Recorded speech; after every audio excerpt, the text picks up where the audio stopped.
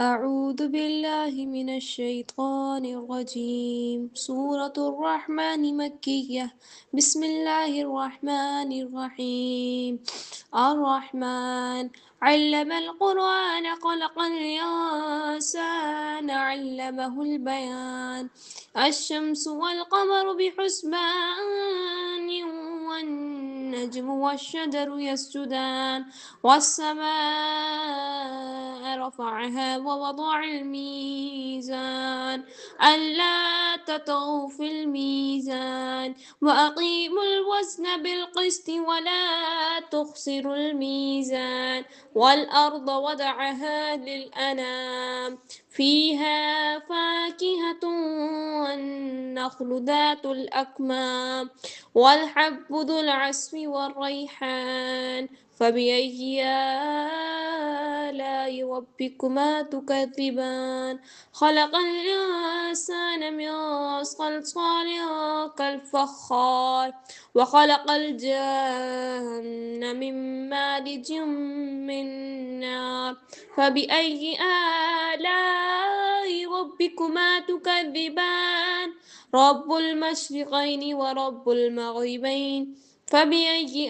آلاء ربكما تكذبان مرج البحرين يلتقيان بينهما برزخ لا يبغيان فبأي آلاء ربكما تكذبان يخرج منهما اللؤلؤ والمرجان فبأي آلاء ربكما تكذبان وله الجوار المنشآت في البحر كالأعلام فبأي آلاء ربكما تكذبان كل من عليها فان ويبقى وجه ربك ذو الجلال والإكرام فبأي آلاء ربكما تكذبان يسأله ما في السماوات والأرض كل يوم هو في شأن فبأي آلاء ربكما تكذبان سنفرغ لكم أيها الثقلان فبأي آلاء ربكما تكذبان يا معشر الجن والإنس إن استطعتم أن تنفذوا من أقطار السماوات والأرض فانفذوا لا تنفذون إلا بسلطان فبأي آلاء ربكما تكذبان يرسل عليكما شواظ من نار ونحاس فلا تنتصران فبأي آلاء ربكما تكذبان فإذا انشقت السماء فكانت وردة كالدهان فبأي آلاء ربكما تكذبان فيومئذ لا يسأل عن ذنبه انس ولا جان فبأي آلاء ربكما تكذبان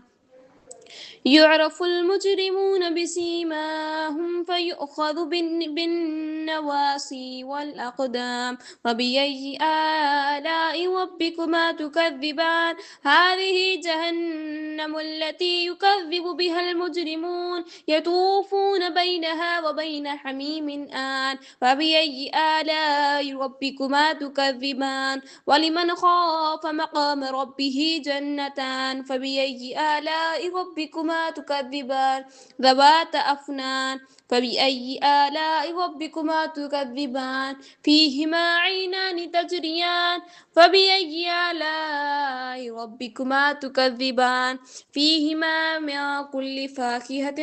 زوجان فبأي آلاء ربكما تكذبان متكئين على فرش بطائنها